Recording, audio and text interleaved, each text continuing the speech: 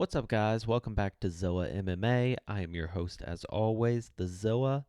Want to start this episode by thanking all of the viewers. A really busy week, obviously, just pushing through. As I've told you in my other videos, I've been sick all week, but we've put out a video every single day this week. If you haven't checked those out yet, go check them out. But again, we really appreciate all the viewers. Don't forget to like and subscribe. And in this video, we're going to be going over my best bets for UFC 294. So I'd really appreciate it if you put your best bets down in the comments. I'd love to see those and give my feedback on them as well. Going to be a pretty brief video. I'm so excited for this card. I've talked about it, about as much as I can at this point. I've said pretty much everything there is to say. If you haven't watched my other videos, like I said, I have a video um, giving my full opinions on the entire card. I made individual videos for both the main event and the co-main event, so I really like you to go check those out. But in this video, I just want to give you guys an idea of what my best bets are in this card. I know this may not be the video for everyone. As someone who likes to gamble and have some action on some of these fights, I always like to take a look at this stuff. If this isn't for you, that's completely fine as well, but it'll give you a little idea of my confidence in each of these fights. So we're going to start with my straight bets here. And like I said, this video should be pretty brief. I'm not going to go too in depth about my feelings about each individual fight, since I've already done that in multiple other videos. But my first bet is going to be on Volkanovski. A bet of 1.5 units brings back 2.92 units in profit. Units is just whatever unit of measurement, if you're not aware, that you use to bet. So a good example unit, say you have a $25 unit, that's your average bet.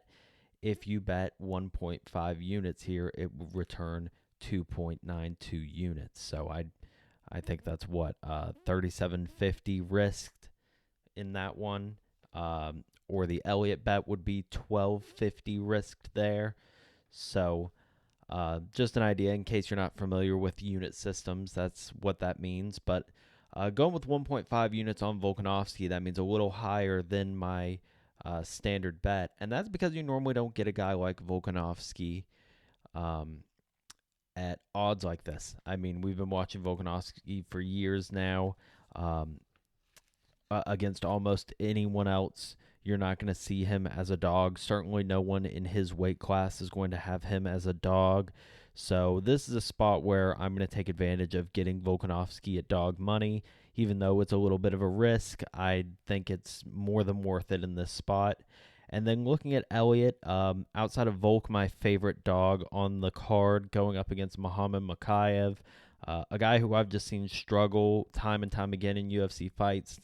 And having a guy with the pedigree of Tim Elliott, with all the guys he's fought, with how long he's been in the UFC, I think there's definitely some value here. So a half unit on him. But really, there's a lot of really, really big favorites on this card, which makes it difficult for straight bets. But I do have some other stuff for you as well. We'll go ahead and go into the props. So I like Jubilee inside the distance here. I really think this is kind of a smash spot, a spot where they are trying to prop him up in the UFC.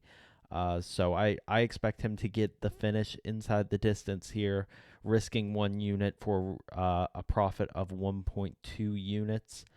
Then we've got Peak and Yaya under 1.5. I took Peak in this fight, but as I said in my analysis of this, I really expect this to be one where they both go out there and brawl and stand and bang, and I expect one of them to put the other out. I'm pretty confident that's going to be Peak, but Peak I've been seeing now up to maybe like minus 170. I think when I initially made my first video, he was still sitting around 150, 155. But that number seems to keep going up. Peak inside the distance isn't much better. I saw it as low as minus 130. Still a bet I would consider, perhaps, but not much value there. I think your best value is going to be taking the under 1.5 in this spot. And then my third and final prop is going to be Ankalaev Walker over 2 rounds. I'm an Ankalaev backer in this spot. I expect him to kind of control this fight, probably spend good bit of this fight on the ground. And so, with that being the case, I expect him to try and get this fight by decision in all likelihood, just knowing his fight style. There's always a chance that Walker goes out there, knocks him out early, gets out of there, but that's not the way I see this fight going down.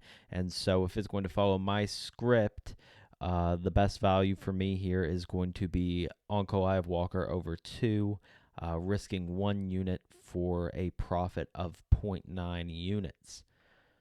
All right, and then one last thing I wanted to go over with you guys. This may be something you've seen from other people betting UFC before. This is a tactic I really like to use in a card like this where there's so many heavy favorites. Parlays can get risky, but this is a system I like to use to maximize my potential profitability. So before I go into this pyramid parlay, I'll go ahead and say this top line that you see here is my favorite parlay if I was going to take one on this card. And that's Jubilee, Saeed, and Aliskerov.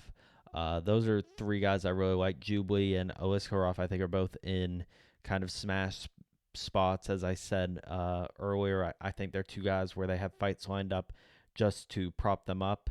And Saeed Nurmagomedov, I just think is the better fighter in this spot. I'm pretty confident in him. So that would be my favorite if I was going to do a straight parlay.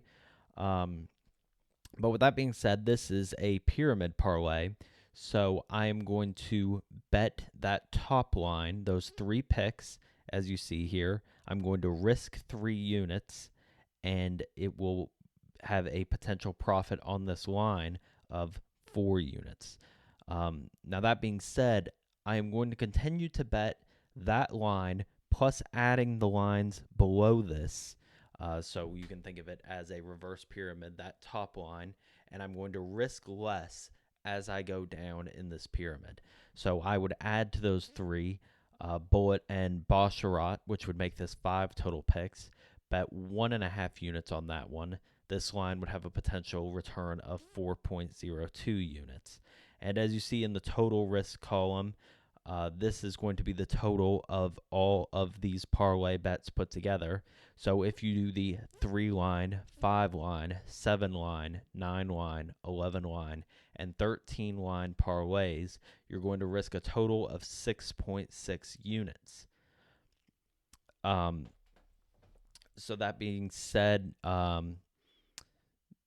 this is somewhat of a high risk, but I have this aligned where if your top line wins, you do not take a loss. So that's something I really kind of like about a bet like this is I only really need that one parlay to hit to prevent myself from taking a loss, and then my potential profit is just exponential from there. So the 13 line parlay would only be a risk for that line of 0.3 units, but a potential profit of that line of 80 units. And then, of course, if you've hit that 13, you've hit all of your others as well. So it would be a total return of 115.89 units. Now, obviously, that's a real ideal situation. But I'm going to be honest here. I'm pretty confident in the top 2 lines of this. Very, very confident. I like Jubilee. I like Saeed Nurmagomedov. I like Aliskerov. I like Bullet. I like Basharat. I feel really good about all those. I really feel good about the next line, but with Dudikova, I think she's in a smash spot as well. But my only concern with that fight is it's women's MMA, and there's just high variability with that. Anything can happen. But this is a structure I like to use, like I said, especially in spots like this where there's so many guys that are at such high lines. You've got a ton of minus 600s, minus 500s, guys, people in that area. I know there's at least 3 or 4 fights that are in that range, and then a bunch more that are like between minus 250 and minus 350. So it's hard to bet things straight here. This is just a system I like to use, and this is how I'm going to be betting this card. So just a couple of interesting ideas for you. I'd love to hear what kind of feedback you guys have, what kind of bets you plan on making on this card as well. So please leave those in the comments below. This is going to be the last video for the week. Not going to do anything live for this card. Going to sit down and enjoy it. Look for my recap video probably sometime late Sunday, I would guess, just depending on how everything goes. But late Sunday is when I'm planning on putting that out. But it's been a really fun week, guys. If you haven't watched all the other content for this card, please go back, check that out. I think it's going to be really valuable to you, especially if you're a gambler like this or if you're just trying to learn more about what you can expect in this card.